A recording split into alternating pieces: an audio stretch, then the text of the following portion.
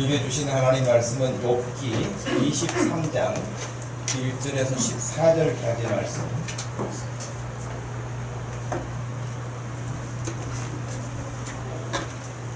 욥기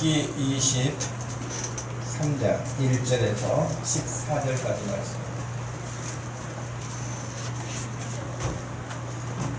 찾으셨으면 우리 한 목소리로 말씀을 읽겠습니다.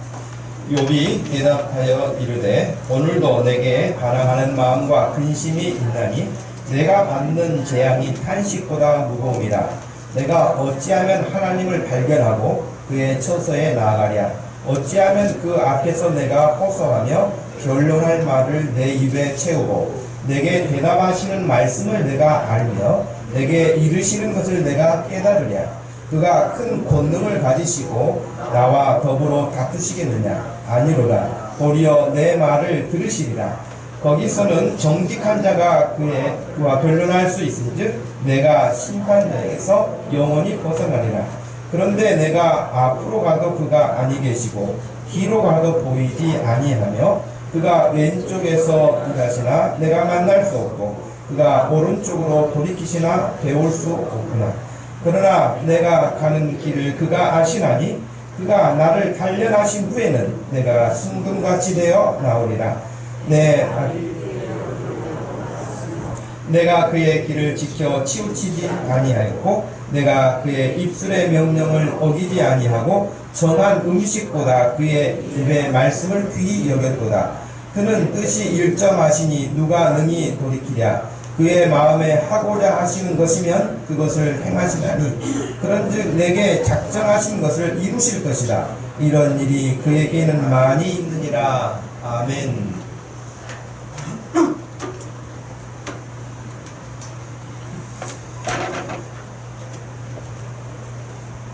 (36개국의) 4,000명의 회원을 거느린 콜로라도 덴버 소재 국제취약전 아동 어머니 협회라고 하는 협회가 있는데 거기에 CEO로 활약 중인 사람이 있습니다. 이분은 텍사스 대학에서 심리학을 공부를 하고 덴버 신학교에서 상담학을 공부하기도 했습니다. 또 웨스턴 신학교나 콜로라도 기독교 대학에서는 학장으로도 일할 만큼 영향력 있는 그런 사역을 하는 엘리사 모건이라고 하는 사람이 있습니다. 엘리사 모건이라는 사람이 영향력 있는 사역을 하고 있는데 그가 쓴 책 가운데 내 마음의 열매 가꾸기라는 책이 있어요. 성경의 9가지 열매에 대한 이야기도 자상하게 이렇게 설명하는 부분이 있는데 거기에 하여튼 여러 내용들이 참 유익한 내용이 많습니다만은 이 책에서 다루고 있는 중요한 포인트 가운데 하나가 인내라고 하는 거예요. 인내라고 하는 이야기를 하면서 두 종류의 인내가 있다 이렇게 이야기를 하더라고요. 두 종류의 인내가 있는데 하나는 어떤 상황에 대한 인내라는 거예요. 어떤 환경이 변화가 일어나서 어려울 수도 있겠죠. 또 힘들 수도 있죠. 혹은 어찌해야 될지를 모르는 캄캄한 그런 상황일 수도 있죠. 그런 환경에 처했을 때 거기에 대한 어떤 인내가 이제 하나이고요. 또 하나는 사람에 대한 인내라 그렇게 이야기를 합니다. 사람과의 관계 속에서도 정말 많은 인내가 필요하다라고 봐요. 정말 그런 것 같아요. 여러분도 다 살아오시면서 느끼는 거 아니겠습니까? 부부 관계도 마찬가지겠고 부모와 자녀와의 관계도 마찬가지겠고 목회자와 성도와의 관계도 마찬가지겠고 다 어떤 그런 사람과의 관계 속에서 인내가 필요하다. 두 가지 이야기를 하는. 저는 그 책을 읽으면서 한 가지 더 제시하고 싶은 부분이 있었는데 그게 뭐냐면 상황이나 사람에 대한 인내가 아니라 하나님에 대한 인내라고 생각을 해봤어요. 근데 이 생각을 해보고 이렇게 여러분에게 말씀을 드리면서 좀 어색하다 생각이 들었어요. 우리가 하나님께 대한 인내라는 말이 되나? 그죠? 하나님이 우리에 대해서 인내하고 계시지 우리가 하나님에 대해서 인내한다는 말은 말이 사실은 논리적으로 맞지 않아요. 그럼에도 불구하고 우리 쪽에서 역시 하나님이 약속하신 말씀이나 하나님이 행하신 일들에 대한 인내가 필요하다는 거예요.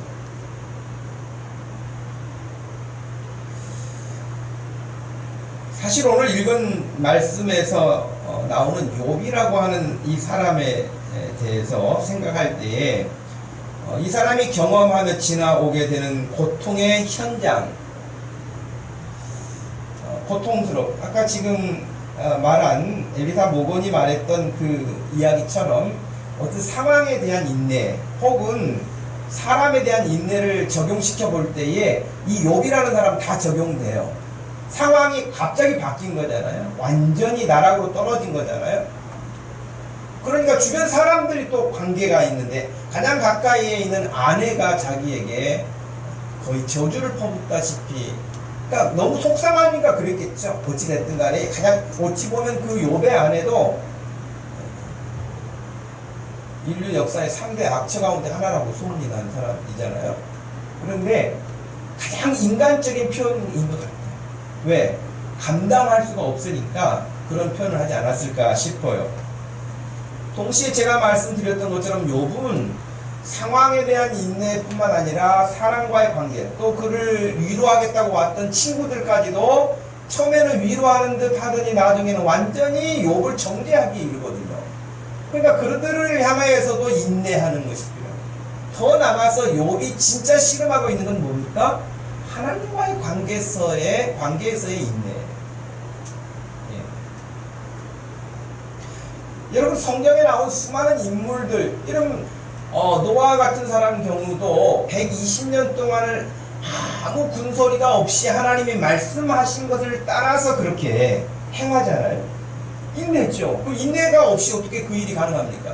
상황이 바뀌니까 가끔 막 구름이 몰려오면서 큰 비가 내릴 것처럼 그런 분위기가 연출됩니까? 그러지 않았어요. 또 주변 사람들이 그러면은 이렇게 노아가 그 식구들이 하는 일들에 와서 관심을 가지고 우리도 동참할까요? 그렇게 관심을 보였습니까? 아무도 그러지 않았어요. 그러니 그런 상황에서 현실도 비가 올 것 같지 않은 환경에서 인내해야 되죠. 사람들 비웃기는 하지만 한 사람도 동참하거나 관심 갖지 않는 그런 사람들과의 관계 속에서도 인내해야죠. 진짜 하나님이 말씀하신 대로 하시기는 할까라고 하는 하나님에 대한 인내 역시 필요했던 사람이 노아 아니겠습니까? 여러분, 히브리서 11장에 나와 있는 믿음의 사람이라고 하는 한 사람 한 사람들 여러분 다 보십시오. 지금 말씀드린 것처럼 하나님과의 관계 속에서, 사람과의 관계 속에서 수시로 변화되고 악화되는 그런 환경 속에서 인내하고 승리한 사람들입니다. 끝까지 그 일을 감당한 사람들이죠. 낙심이라는 우리 한자로 풀이한다면 그냥 떨어질 낙자 아닙니까? 마음이 완전히 떨어져서 마음이 떨어졌으니 어떻게 하겠어요? 의욕을 다 잃어버렸다는 그런 뜻이 있죠. 영어에서도 이런 부분들을 쓰는데 역시 어포인트멘트라고 하는 이 단어 앞에 디스를 붙여서 약속이 깨어졌다라고 하는 그런 부정적인 의미죠. 그러니까 어포인트먼트가 어떤 것을 약속을 했다, 신뢰한다, 희망을 갖는다 그런 의미가 있는데 거기다 디스라고 하는 부정어를 접두사를 붙여가지고 완전히 그것이 깨진 상태를 말해요. 저는 그래서 어떤 면에서는 하나님과의 관계 속에서 하나님이 약속하신 것들에 대해 늘 부정적으로 이야기하거나 그것에 대하여서 인내하지 못하도록 하는 그런 것들이 바로 낙심이 아니겠는가 그런 생각을 합니다. 사람들이 타락한 이후에 잘 하지 못한 것 가운데 하나가 뭐냐면 인내예요. 타락한 이후에 잘 못해요. 인내를 못해요. 참지를 못해요. 기다리지를 못해요. 대신 어떻습니까? 조급해요. 급해요. 굉장히 급해졌어요. 물론 말세 현상 가운데 하나가 될 거라고 그랬어요. 말세가 가까우면 사람이 조급해진다 그랬거든요. 근데 지금이야말로 여러분 얼마나 이 인류 문명사에 있어서 속도 전쟁입니까? 속도감이잖아요. 속도감. 조금 어떤 것들이 지체고 그러면 우리가 막 감당하기 어렵잖아요. 아마 그래도 우리 한국 사람들은 잘 적응하고 있지 않는가 생각해요. 원래 기질이 빨리빨리이기 때문에 이 빨리빨리 문화가 바뀌어도 잘 적응하고 있는 것 같아요. 그런데 다른 나라 같은 경우에는 그런 부분들이 아마 어려운 부분도 있을 거예요. 그냥 세상 바뀌든지 말든지 우리는 우리 식대로 산다, 느긋하게 사는 사람도 있을 거예요. 엊그제 신문 보니까 영국의 지하철이 그렇게, 저 영국을 아직 못 가봤지만은 영국의 지하철이 그렇게 이렇게 안 좋다는가 한마디로 시설이 에어컨이 안 나온다는 거예요. 그 에어컨이 안 나와서 영국에서 지하철을 타면 그 실내가 거의 35도가 넘어간다는 거예요. 근데 이제 시민들이 너무 이제 불평을 하는데 그거 에어컨 나오는 전동차를 기다리려면 앞으로 한 20년을 더 기다리고 그랬다는데, 그러니 그런 사람들이 한국에 오면은 와이파이 팡팡 터지지, 시원하지, 깨끗하지, 그러니까 다 놀랜다, 그런 이야기를 해요. 그럴 거예요.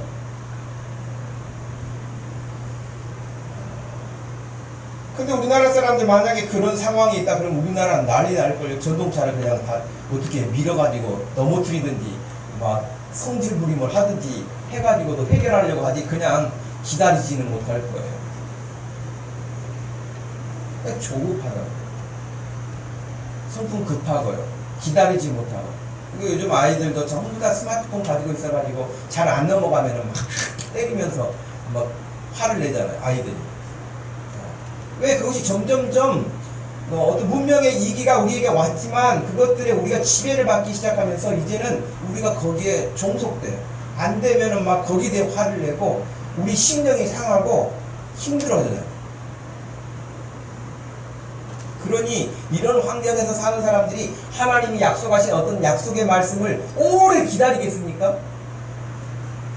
오래 기다리지 못해요.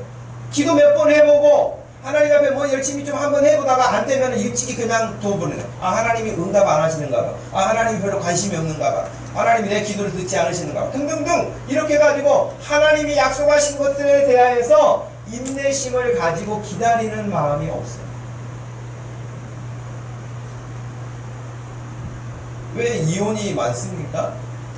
이혼도 역시 사람에 대해서 기다림이 적기 때문에 그러지 않겠습니까?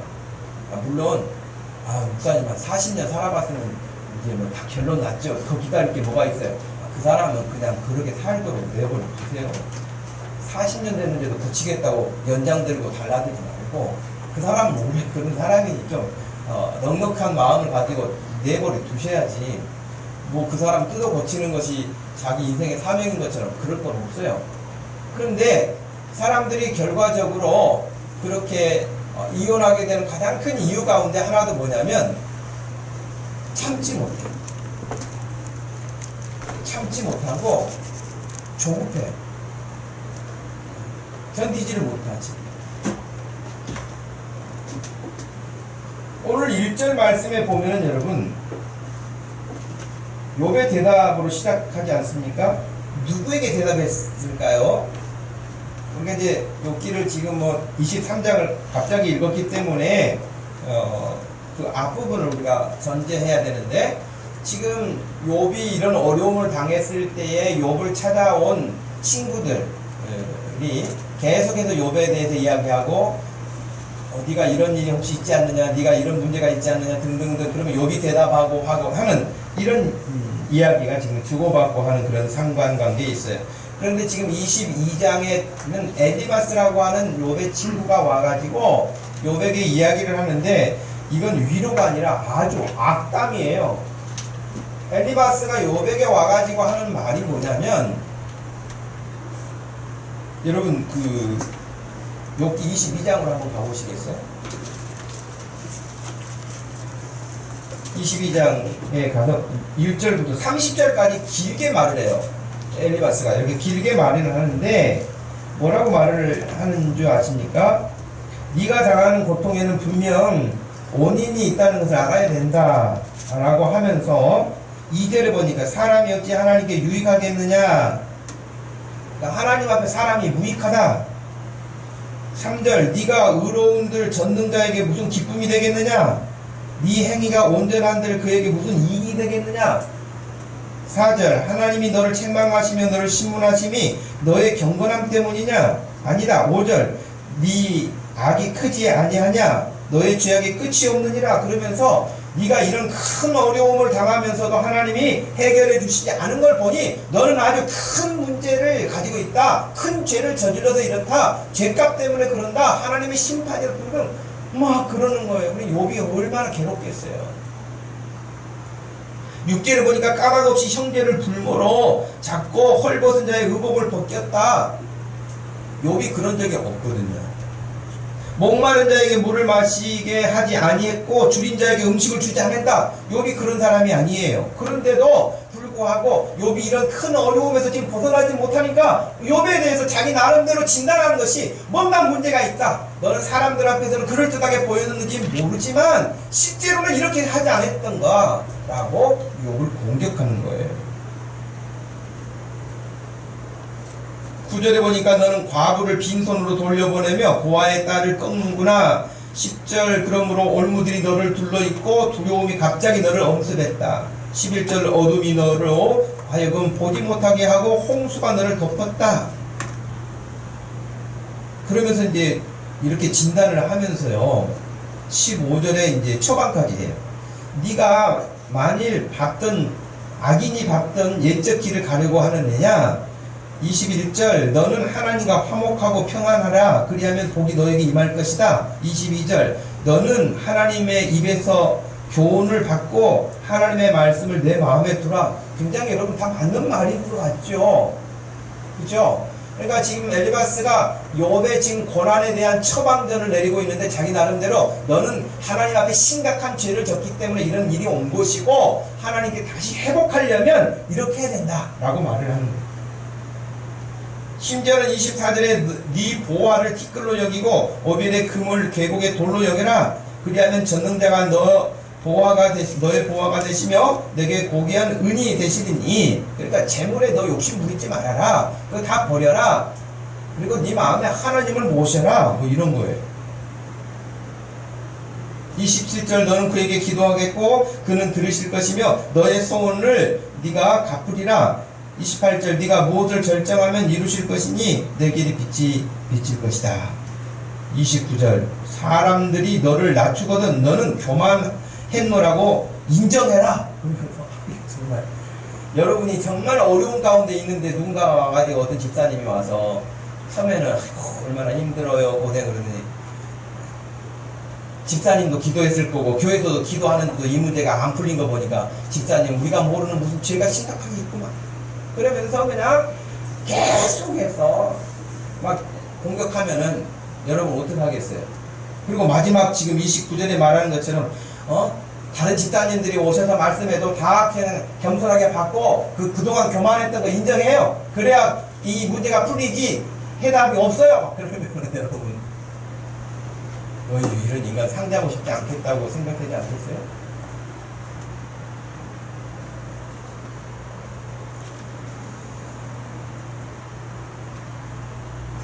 욥이 정말 이 엘리바스가 말한 이런 사람이었을까요? 여러분 욥기 1장으로 가서 보겠습니다. 욥기 1장 1절에서 5절 말씀인데요. 자, 찾으셨으면 욥기 한번 1장 1절에서 5절 한번 읽겠습니다.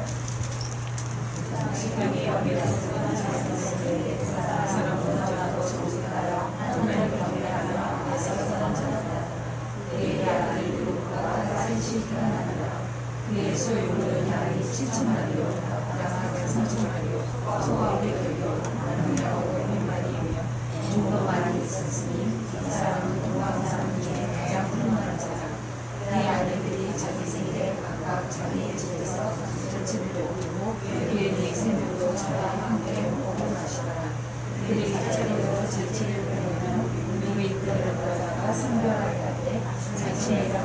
그의 명수로 번제를 드렸으니 이는 여호와를 주시하여 아들이 지금에 권하여 마음으로 하늘을 되게 하였습니다. 여호와가 상세히 하였다. 아멘.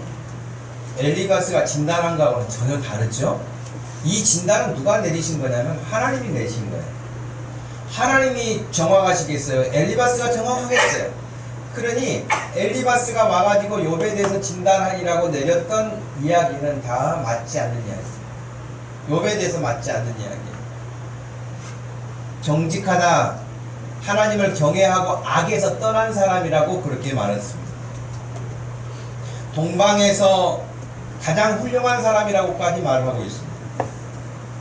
저는 아주 인상적인 부분 가운데 하나가 10남매가 있었는데 그 아들들이 자기 생일 맞이하여서 생일은 아무래도 여러분 즐겁다 보면 흥겹게 하다 보면은 조금 이렇게 선을 넘어갈 수도 있지 않겠습니까? 하나님 앞에서 은혜롭지 못하게 말을 할 수도 있고 행동할 수도 있고 그런 것들까지도 신경이 쓰여서 생일잔치가 끝나면 그들을 불러다가 성결하게 하되 아침에 일어나 그들의 명수대로 번제를 하나님께 드리면서 하나님 혹시라도 어디 생일잔치 하면서 말하는 거나 마음이나 행동했던 것 가운데 하나님이 기뻐하시지 않는 게 있다면 용서해 주세요라고 하나님께 번제를 드린 거예요.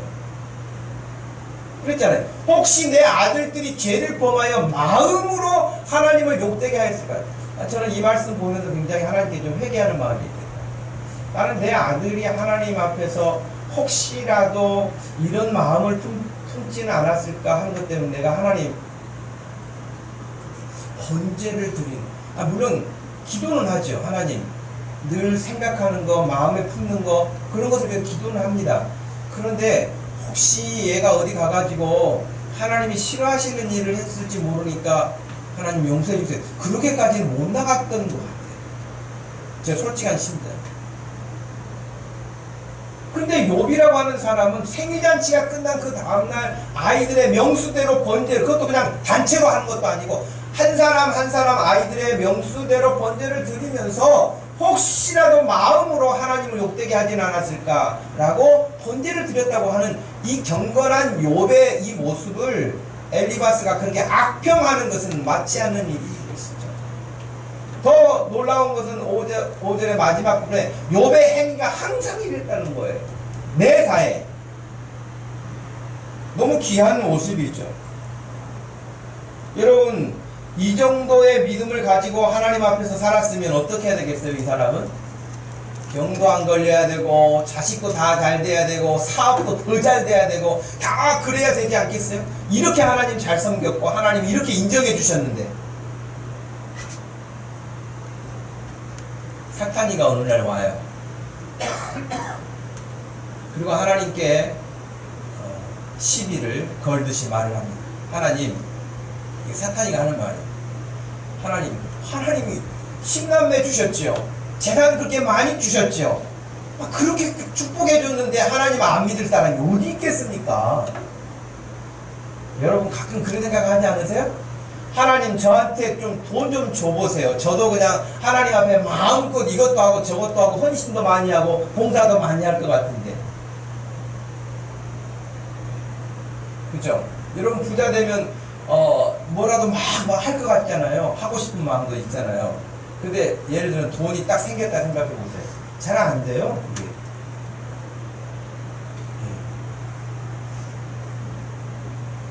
10억이 생겼다 그냥. 그런데 전에 봐뒀던 집이 11억이네. 하나님 1억이 더 필요해요. 1억이 쉬운 게 인간이에요. 아이고 뭐 10억 내 이건 무슨 돈이냐 이게. 그냥 내 살 집 작은 거 하나 구하고 하나님께 드리고 하나님 기뻐하시는 선한 일을 많이 해야 되겠다 이런 생각 품기가 쉽지 않다는 거예요. 그래서 지금 사탄이가 하나님 앞에 하나님이 그리 축복을 해주셨으니 욥이 그 정도 하는 것은 너무 당연한 것입니다 라고 이야기를 했습니다.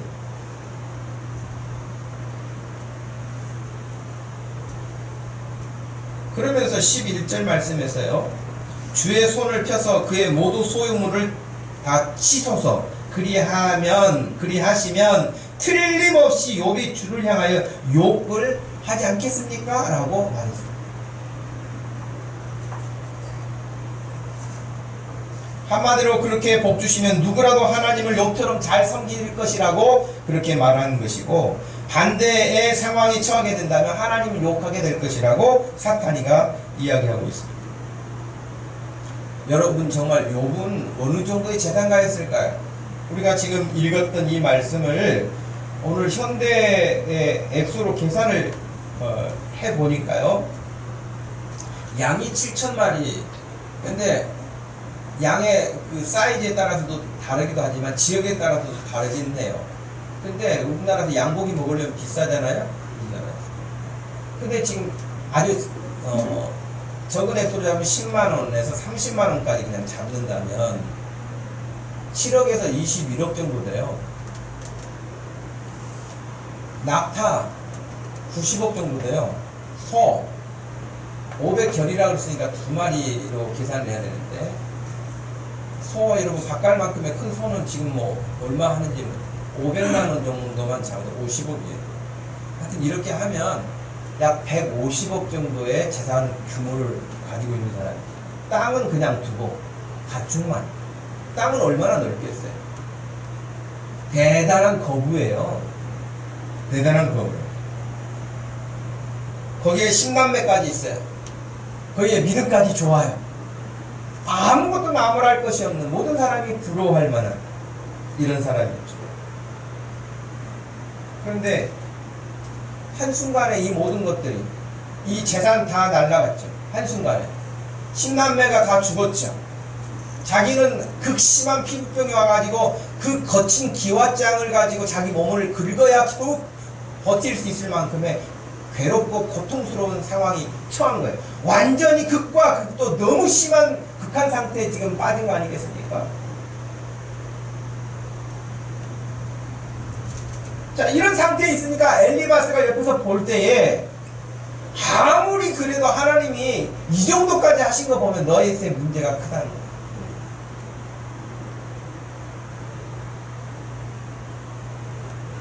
거예요. 욥이 그렇게 공격하는 엘리바스 앞에서 자기 심정을 토로한 것이 오늘 우리가 읽었던 23장이에요.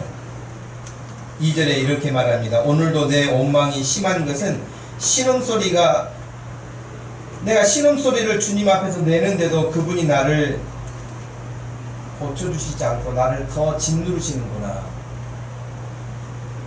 어디에 가면 그분을 만날 수 있을까? 그분이 계신 곳 가까이에 갈 수만 있다면 그분 앞에 내 주장을 당당하게 펼치고 내 지금 마음을 하나님께 다 말씀드리고 싶은데, 그러면 그분이 나를 보시고 내 소리를 들으시고 너에게는 죄가 없다라고 무죄를 선포하실 터인데, 그분의 대답을 듣고 그가 나에게 말씀하신 말을 깨달을 수 있을 텐데 그분의 위엄으로 나를 물리치실까? 아니다. 그분은 내 주장을 들어주실 것이 틀림이 없다.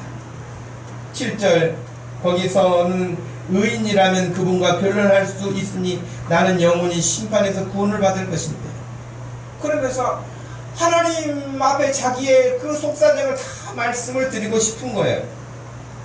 그런데 8절에 보니까요, 내가 동쪽으로 가도 그분은 아니 계시고 서쪽으로 돌아봐도 찾을 수가 없어요. 여러분, 그렇죠? 진짜 힘들고 어려운 상황에 딱 부딪혔을 때 하나님이 안 보일 수 있어요. 다른 사람들은 하나님의 은혜라고 찬양하고 하나님 앞에 감사한다고 하고 그러는데, 정말 자기가 극한 상태에 떨어져 있을 때 보면 자기에게는 하나님이 안 계신 것 같아요. 다른 사람의 하나님이에요. 아브라함의 하나님이에요. 이삭의 하나님이세요. 모세의 하나님이세요. 아무개 집단들의 하나님이세요. 내 하나님은 안 되신 것 같아요.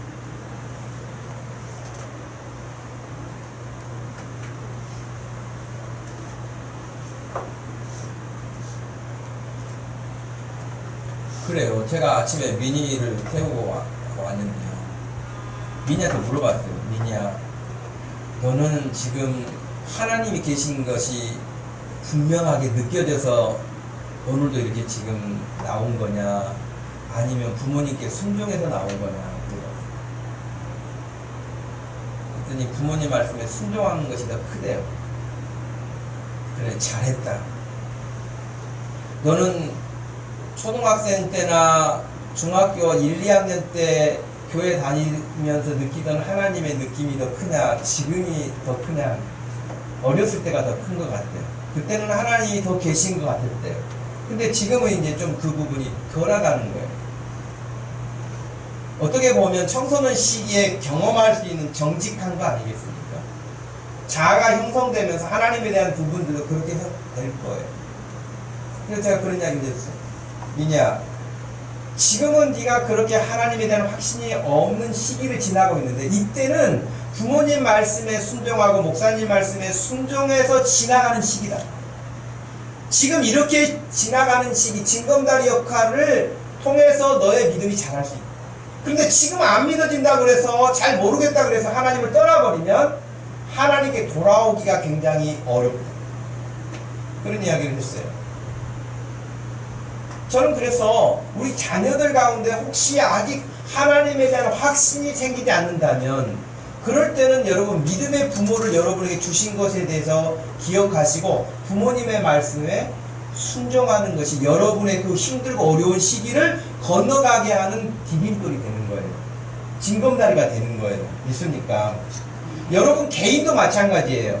여러분들이 하나님에 대한 어떤 것들이 의심이 생기고 잘 안 될 때는 믿음의 사람들이 목회자가 권면하는 이야기를 잘 받아들이는 거예요. 아, 하나님이 내가 감당하기 어려워하니까 하나님이 지금 나에게 이렇게 보내주셨구나.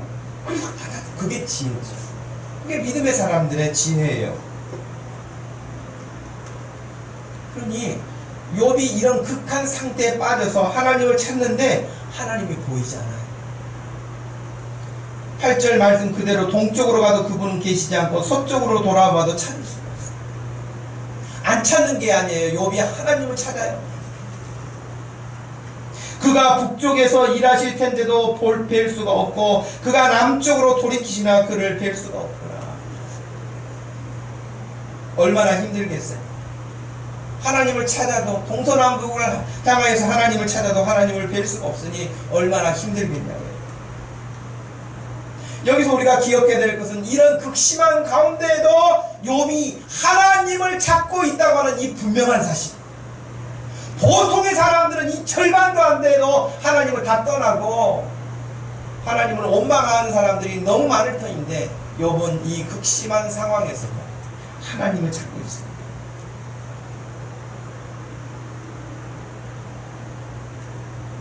그런데도 하나님을 찾는데도 하나님은 왜 숨어 계시는지 나타나시지 않는 거예요.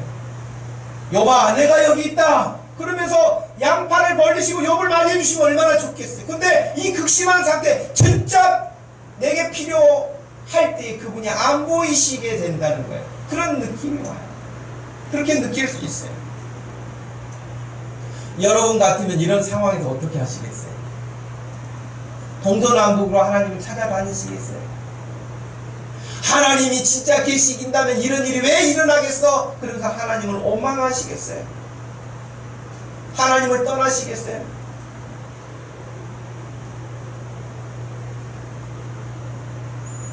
서두에 말씀드린 것처럼 우리는 성품이 급해서 이런 일들을 만나면 감당하기 힘들어요. 여러분, 물고기 가운데도 성질 급한 애들은요, 잡아놓으면 죽어버려요. 지 성질 못 이기고 죽어요. 오래 사는 애들도 있어요. 그 성품이 온유한 고기들은 오래 살아요. 그런데 성질이 급한 애들은 파드닥 하다가 금방 죽잖아요. 이런 극한 상태에 빠지면 가장 먼저 해야 될 일이 하나님 앞에 납작 엎드리는 거예요. 그냥 숨만 쉬고 있으면 돼요.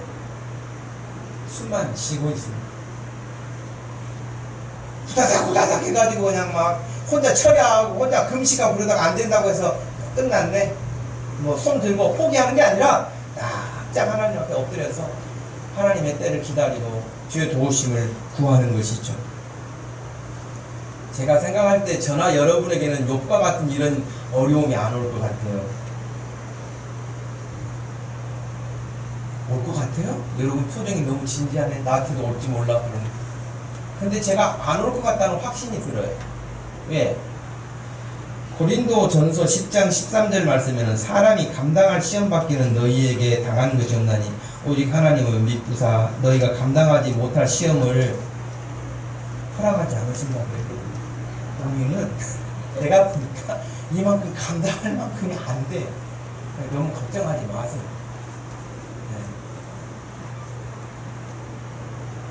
혹간 이 정도는 아니라 할지라도 하나님이 우리에게 시험을 주실 때가 있다면 감당할 만큼 되니까 주신 줄로 믿으시기를 바랍니다.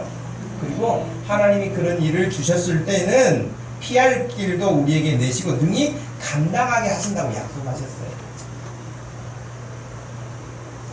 야고보서 5장에서도 형제들아 주의 이름으로 말한 선지자들의 고난과 오래 참음의 본을 삼으라. 보라 인내하는 자를 우리가 복되다 하나니 너희가 욥의 인내를 들었고 주께서 주신 결말을 보았거니와 주는 가장 자비하시고 긍휼히 여기시는 이시니라 그랬어요. 분명한 것은 욥이 하나님을 향한 절대 신뢰감으로 욥의 이 위기 상황에서 낙심을 해도 1000번 만번을 했을 이 엄청난 현실 앞에서도 그가 결코 낙심하지 않고 일어설 수 있었던 것은 하나님에 대한 절대 신뢰라는 거예요. 하나님이 나를 완전히 거꾸로 들이신 것 같을지라도 그가 나를 건지실 거라는 거예요. 하나님에 대한 절대 신뢰. 하나님을 찾아도 만날 수 없고 하나님을 불러도 대답이 없는 그런 답답함을 가지고 있는 상황이었는데도 불구하고 하나님에 대한 절대 신뢰를 그는 가지고 있었습니다. 그가 이렇게 고백하지 않았습니까? 같이 한번 10절 읽어보십시다. 시작.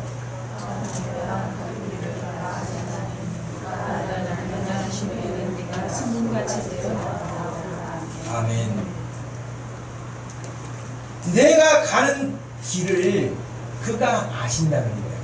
여러분이 가시는 인생의 길을 여러분보다 너무 잘 아시는 분이 하나님이시라는 거예요. 여기 지금 자기가 가는 길을 그분이 아신다는 거예요. 내가 당한 고난 그분이 아신다는 거예요. 그런데 내가 찾아도 만날 수 없고 불러도 만날 수 없는 동서남북을 헤매도 만날 수 없는 나의 이런 극한 상태에서 손을 내밀어 주시지 않는 것 같은 그 하나님. 그런데 그분이 내가 가는 길을 지금 보고 계신다는 거예요. 알고 계신다는 거예요. 그러면서 그가 나를 단련하신 후에는 내가 순금같이 되어 나옵니다. 여러분 옛날 개혁성경에는 정금같이라고 되어 있어요. 금에 불순물이 하나도 들어가지 않은 순금.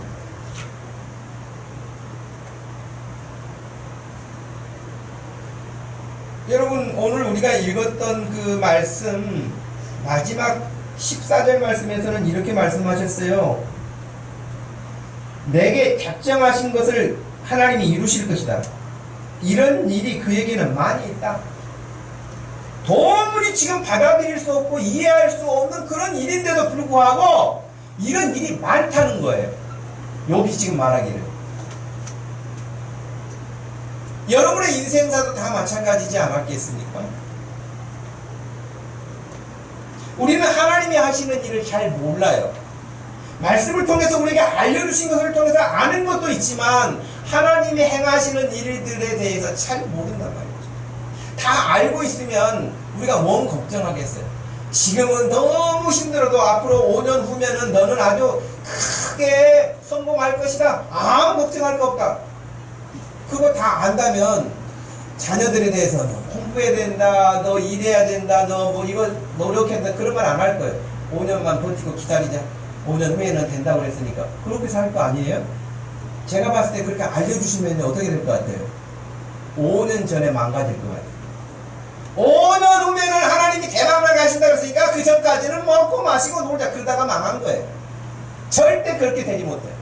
하나님 그래서 다 우리에게 알려주시지 않는 거예요. 그러면서 우리를 단련하시는 거예요. 그래서 정금같이 순금처럼 우리를 만드시겠다. 저는 욥이 정말 믿음이 좋다라고 생각되는 것이 하나님 앞에 순금 같은 그런 불순물이 끼어있지 않은 거잖아요. 하나님 앞에 그렇게 순수한 마음을 품고 있는 거예요. 하나님 앞에 그런 마음을 가지고 사는 거예요. 뭐 세상 앞에 내가 부자다, 내가 이런 사람이다, 대단한 사람이다, 그것이 자랑거리가 아니고 하나님 앞에 거저 내 자신이 순수하고 싶은 거예요. 하나님 앞에 순전하고 싶은 거예요. 이런 마음은 저와 여러분들이 다 품어야 될 마음일 줄로 믿습니다. 하나님 앞에 순전한 마음. 우리는 얼마나 육체적인 삶을 사는지 모릅니다. 늘 눈에 보이는 것에 예민합니다. 사람들 앞에 예민합니다. 사람들의 평가에 예민합니다. 사람들이 몰라주면 힘들어합니다. 사람들이 나하고 좀 관계가 소원한 것 같으면 힘들어합니다. 그럴 수도 있겠죠. 그러나 욥은 거기에 침몰당하지 않습니다. 하나님 앞에 내가 순전한 사람이 되고 싶은 겁니다. 여러분의 영혼을 한번 돌아보시기 바랍니다. 여러분의 영혼은 하나님 앞에서 욥이 지금 가지고 꿈꾸고 있는 것처럼 순전함을 품고 계십니다. 우리가 자칫 잘못하면 속기 쉽거든요. 사람들 앞에 나 보이는 것 때문에 늘 예민하기 쉽거든요. 여러분 그런 거에 너무 예민합니다. 하나님 앞에 순전한 모습을 품었던 이 욥과 같이 사람들 앞에서 나를 포장할 수는 있지만 하나님 앞에서는 포장이 불가능해요. 아무리 사람들 앞에 그냥 휘황찬란하게 나를 포장할 수 있을지는 몰라도 하나님 앞에서는 포장이 안 돼요. 다 포장을 2중 3중을 했을지라도 그 중심을 알고 계시는 하나님이기 때문에 포장이 불가능해요.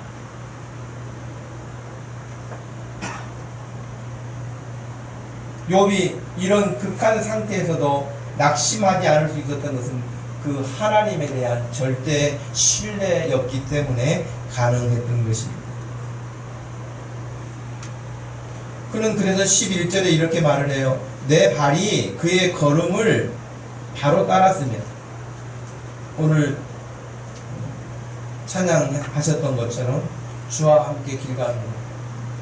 그리고 내 발이 그의 걸음을 바로 따랐으며 내가 그의 길을 지켜 치우치지 아니하였고 내가 그의 입술의 명령을 어기지 아니하고 정한 음식보다 그의 입의 말씀을 귀히 여겼도다. 아멘. 여러분, 욥이 과거에도 그랬지만 지금도 그러겠다는 거예요. 지금 이런 극한 상태에 있는데도 불구하고 하나님 앞에 그런 마음, 그런 믿음의 고백을 하는 거예요. 13절에 그렇게 말합니다. 그는 뜻이 일정하시니 누가 능히 하나님이 정하신 뜻을 돌이키겠느냐. 그의 마음에 하고자 하시는 것이면 그것을 행하시는 분이다. 하나님은 그렇게 반드시 하시는 분이다. 그런즉 내게 작정하신 것을 그가 이루실 것이다. 그분이 나를 단련하시고 나를 통해서 하시고자 하는 일을 하실 것이다.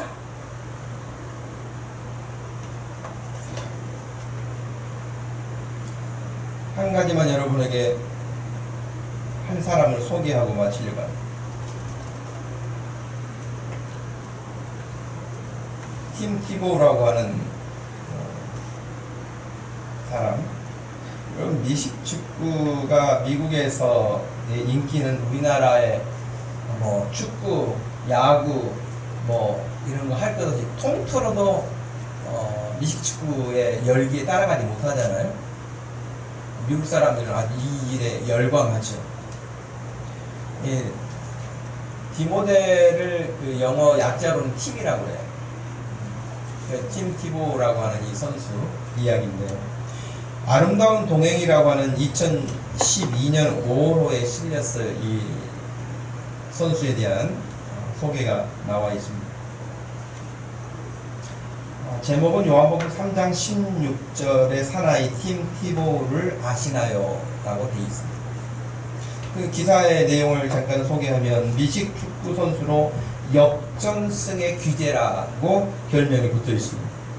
이 지금 기도하는 장면은 어떤 거냐면 왕 앞에, 여러분 옛날 로마 시대 같은 느낌 나잖아요. 왕 앞에 무릎을 꿇고 경외하는, 경배하는, 인사하는, 기도하는 그런 자세거든요. 여러분 몇 년 전에 여러분 기억나실 거예요. 이거 막 따라했던 거 생각나시는 분도 있을 거예요. 티보라고 하는 이 선수는 대학 시절 스포츠 선교사라는 별명을 얻었는데, 그것은 그가 경기에 임할 때마다 요한복음 3장 16절이라 기록한 아이 패치를 이렇게 늘 붙이고 다녔어요. 근데 이제 그가 덴버 브론코스라고 하는 팀에 입단한 후에 그 팀의 규정상 그런 걸 붙이지 못하게 됐거든요. 그래서 경기 시작 전과 경기 중간에 한쪽 무릎을 꿇고 기도하는 모습으로 하나님을 알리기 시작했어요. 자기는 하나님을 알리는 게 자기의 인생의 목표이고 목적이에요. 그래서 여러분, 티보잉이라고 하는 단어가 영어 사전에도 등재될 거라고까지 될 만큼이니까 영향력이 굉장히 컸던 것임을 알 수 있습니다. 그가 아이 패치로 이렇게 붙였던 요한복음 3장 16절. 사람들 저게 뭔가, 예수 믿는 사람들은 금방 알겠죠. 요한복음 3장 16절 그러면 금방 알죠. 그런데 예수님을 잘 모르는 사람들은, 교회를 다니지 않았던 사람들은 저게 뭔가를 몰라서 이 선수가 나올 때마다 이 아이 패치를 붙이고 나왔기 때문에 저게 뭔가를 찾아보는 거예요. 그래서 구글에서 1억 2천 번을 검색했어요. 요한복음 3장 16절. 여러분 놀랍지 않으세요? 한 선수가 하는 어떤 그 작은 것 같지만 그것 때문에 요한복음 3장 16절을 1억 2천 번을 조회했다고 해요. 읽었을 거 아니에요? 하나님이 세상을 이처럼 사랑하사 독생자를 주셨다고.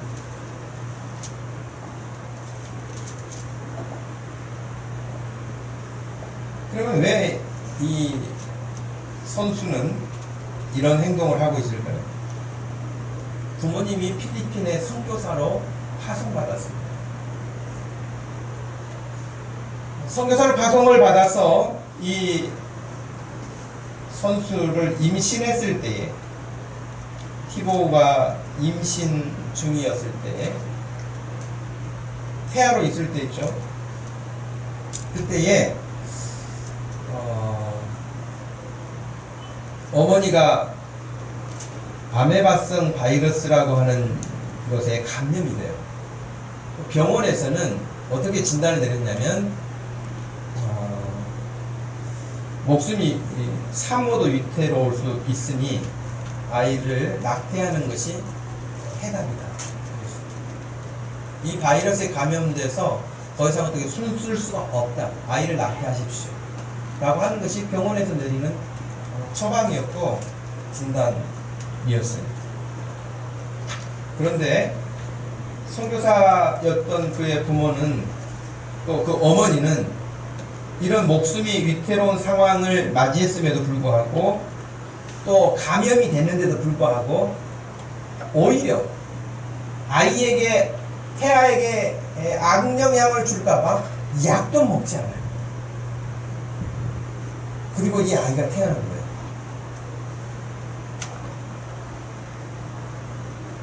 그래서 이 아이는 학교도 다니지 못하고 집에서 홈스쿨링을 한 거예요. 그러면서 철저하게 선교사의 아들로 그가 자라면서 기독교적 세계관과 하나님 중심의 삶을 그가 훈련받게 됩니다. 그는 고백하기를 하나님 나의 주권자이시고 하나님은 나의 목자이시라고 고백하면서 어떤 상황에서도 하나님을 향한 믿음을 저버리지 않았어요.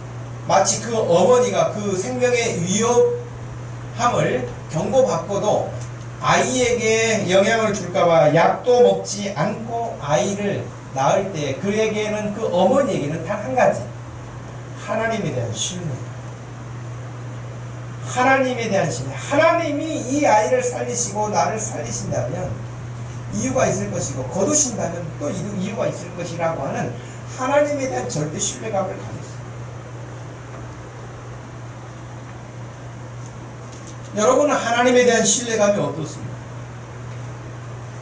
조그만 어떤 어려운 일을 만나도 그 일을 감당할 수 없어서 전전긍긍하는 그런 모습은 아닌가요? 혹은 낙심해서 기도도 할 힘이 없는 그런 처지로 떨어지는 것은 아닌가요? 우리 예수님은 온갖 비난과 억측, 어떤 때는 배신과 정말 참을 수 없는 그런 굴욕적인 그런 일들을 많이 당하시는, 십자가의 죽음이라고 하는 무서운 공포감이 몰려오는 죽음 앞에서도 하나님에 대한 신뢰감을 저버린 적이 없었어요. 우리 같으면 도망가도 10번도 도망갔을 거예요. 베드로만 도망간 게 아니에요. 마가라고 하는 제자만 도망간 게 아니에요. 나머지 제자들도 다 도망갔잖아요. 우리도 그 자리에 있었으면 도망갔을 거예요. 그러나 예수 그리스도는 도망가지 않으셨어요. 저와 여러분의 죄악의 문제를 하나님 앞에서 해결하는 것이 예수 그리스도의 목적이죠. 그러면 도망가지 않았어요. 죽음의 길이, 공포스러운 길이 지금 다가오는데도 불구하고 그 길을 피하지 않았습니다. 욥이 그랬습니다. 우리 예수 그리스도께서 그렇게 하셨습니다. 그리고 욥도 그러지 않았습니까? 하나님이 욥의 모든 고난을 마치고 정말 그의 고백대로 정금과 같이 그가 단련된 이후에 하나님이 이전보다 갑절로 그를 복되게 하시고 그를 쓰셔서 오늘 우리가 이 시간에도 그 욥에 대한 이야기를 들을 수 있을 만큼 하나님이 그를 쓰고 계십니다. 예수 그리스도께서 우리를 위하여서 그가 그 고난의 길을 외면치 않으시고 걸으셨기 때문에 저와 여러분이 그로 말미암아 생명을 얻고 이 시간에 이렇게 있고 앞으로의 삶도 소망을 갖고 사는 거 아니겠습니까? 우리가 가야 할 길은 주님과 함께 걷는 것입니다. 욥이 고백했던, 이전에도 그렇게 살았지만 앞으로도 그렇게 살겠다고 고백했던, 여러분 11절과 12절 말씀을 읽고 마치겠습니다. 11절과 12절을 같이 한번 읽겠습니다. 내 발이 그의 걸음을 바로 따랐으며 내가 그의 길을 지켜 치우치지 아니하였고 내가 그의 입술의 명령을 어기지 아니하고 정한 음식보다 그의 입의 말씀을 귀히 여겼도다. 아멘. 기도하겠습니다. 하나님 아버지 고맙고 감사합니다. 이 시간 저희들에게 허락하신 주의 귀한 예배와 말씀을 통하여서 하나님 우리에게 허락하신 크고 작은 일들을 만날 때에 욥과 비교할 수도 없는 이런 상황에서 우리가 당당하게 주님 앞에 서게 하시고 하나님 욥처럼 인내하게 하시고 기도하게 하시되 주님이 나를 이러한 모든 연단 이후에 나를 더 복되게 하시고 나를 더 거룩하게 하시고 나를 더 유익하게 하실 거라고 하는 신뢰감을 갖게 하셔서 그 믿음으로 승리하게 하여 주시옵소서. 우리 예수님 나를 위해서 그 모든 것들을 이겨내시고 그 길을 가셨던 것처럼 우리 또한 주님의 그 길을 함께 걷는 즐거움이 되게 하여 주옵소서. 예수님의 이름으로 기도하옵나이다. 아멘. 기타 치면서